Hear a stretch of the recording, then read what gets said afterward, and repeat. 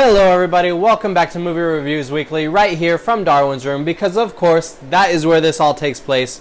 Got another review for you guys here today. This one is for Capone. Alright guys, Capone, as you might know, follows Al Capone. However, it does not tell the story of his whole life. It actually takes its focus on his final year of his life, and it tells us about his struggle with dementia and kind of how his family dealt with this and how he's going through it, and just kind of really focusing on that entire aspect of his life.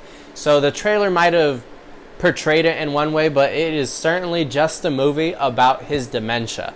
So that was a very interesting approach, and that is really as big as the story gets. So I hope you are not misled by any other synopses that movie companies are throwing out for this film. Alright you guys, so I want to start with the good aspects about this movie because I'm a little bit mixed on it. I was not a big fan of it, but I also don't think it's nearly as awful as some people have been saying. But I want to start with the good stuff because I typically like starting with the positives.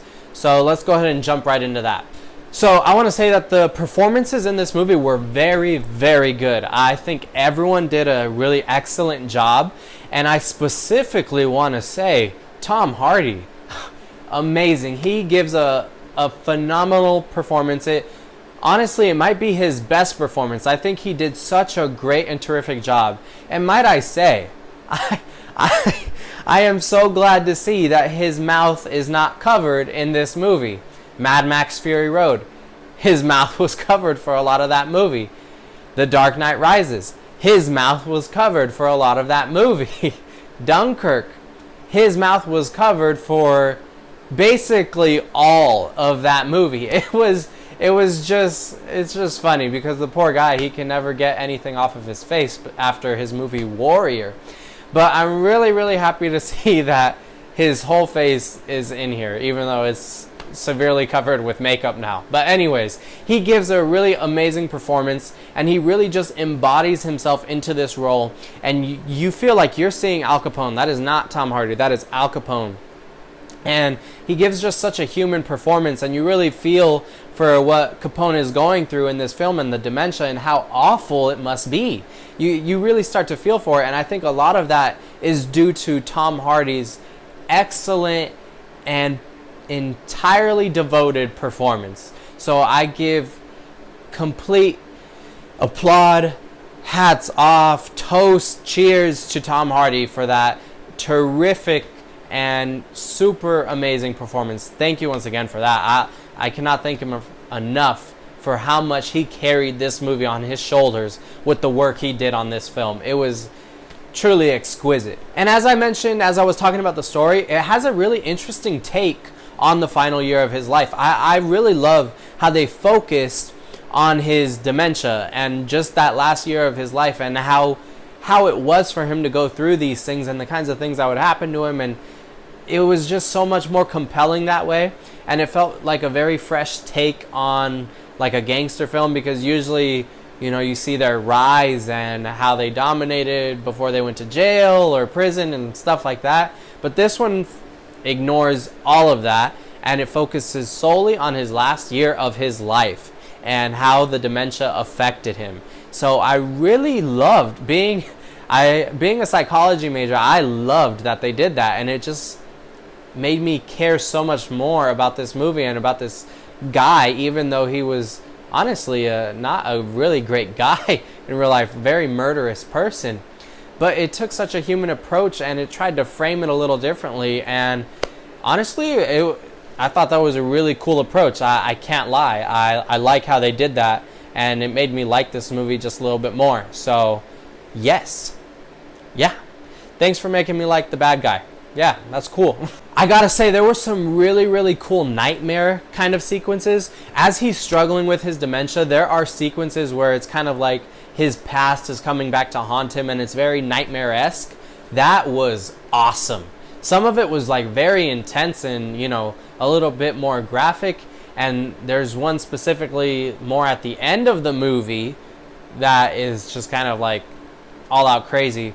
Now, of course, you kind of know that it's there for the sake of entertainment, but I don't care. I thought it was cool, so I didn't really care that it didn't have any weight or truth to it. It was just there for entertainment. At least I don't think there was any truth to it. It felt a little bit, like I feel like I would have heard something about it, but I don't care. It was super cool, and I think when you see it, you'll think it's really cool. So the nightmare-esque sequences, awesome. That is another thing that really elevated this movie for me. That I love the approaches that they were taking with this movie. That was just phenomenal. Which leads me to want to say that this movie is very well filmed and it looks really good. I liked the look of this movie, the color palette, the way that they filmed the scenes, and just how focused it was, very wide angles and things like that. It was a very well filmed movie, and I was always intrigued by the story of it, so I liked it. I really liked that aspect of the film. Now, of course, I wanted to start with the good, so this unfortunately does lead us to our usual cons. The story, while it's interesting and I really love their approach, it is not written as intriguing as it could have been. That's like the best way that I can say it. As I said, while it is interesting to see Al Capone struggle with dementia and this very human approach to, learning about this man, it just wasn't written very dramatically, I guess, let's say. It didn't really pull me into want to know so much more. What really made me want to know more was just Tom Hardy's performance, and the nightmare sequences were very cool, and it just had a different way of looking at this person's life.